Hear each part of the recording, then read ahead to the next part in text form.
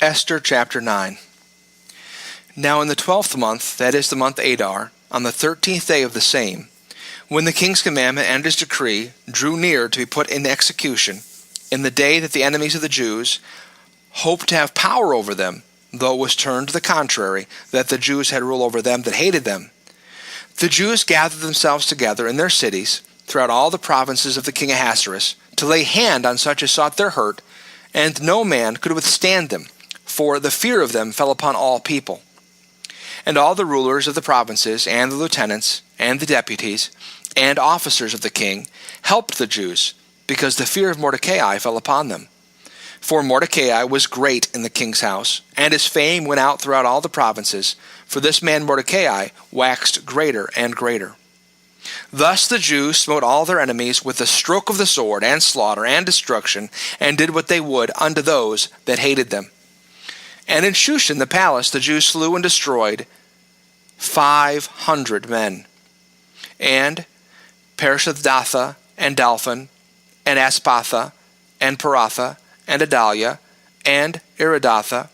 and Parmasta, and Arasai, and Aradai, and Vejesatha, the 10 sons of Haman, the son of Hammedatha, the enemy of the Jews, slew they, but the spoil laid they not their hand. On that day the number of those that were slain in Shushan the palace was brought before the king. And the king said unto Esther the queen, The Jews have slain and destroyed 500 men in Shushan the palace, and the 10 sons of Haman. What have they done in the rest of the king's provinces? Now what is thy petition? And it shall be granted thee. Or what is thy request further? And it shall be done.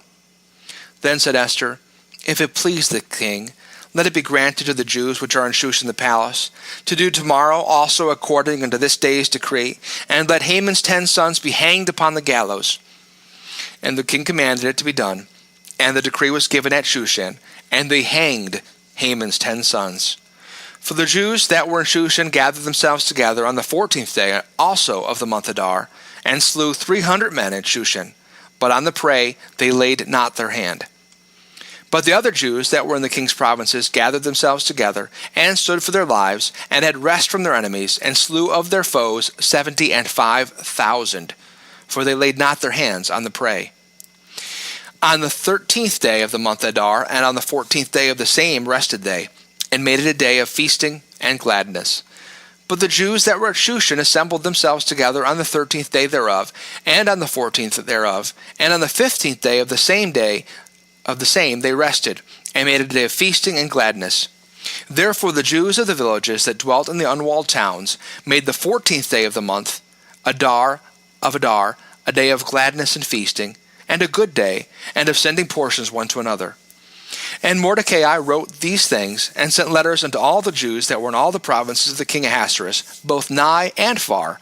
to establish this among them, that they should keep the 14th day of the month Adar, and the 15th day of the same yearly, as the days wherein the Jews rested from their enemies, and the month which was turned unto them from sorrow to joy, and from mourning into a good day, that they should make them days of feasting and joy, and of sending portions one to another, and gifts to the poor. And the Jews undertook to do as they had begun, and as Mordecai had written unto them, because Haman the son of Hammedatha the Agagite, the enemy of all the Jews, had devised against the Jews to destroy them, and had cast pur, that is the lot, to consume them, and to destroy them. But when Esther came before the king, he commanded by letters that his wicked device, which he had devised against the Jews, should return upon his own head, and that he and his sons should be hanged on the gallows. Wherefore they called these days Purim, after the day of Pur. Therefore, for all the words of this letter, and of that which they had seen concerning this matter, and which had come unto them, the Jews ordained and took upon them, and upon their seed, and upon all such as joined themselves unto them, so as it should not fail, that they would keep these 2 days according to their writing, and according to their appointed time every year, and that these days should be remembered and kept throughout every generation, every family, every province, and every city, and that these days of Purim should not fail from among the Jews, nor the memorial of them perish from their seed. Then Esther the queen, the daughter of Abihail, and Mordecai the Jew,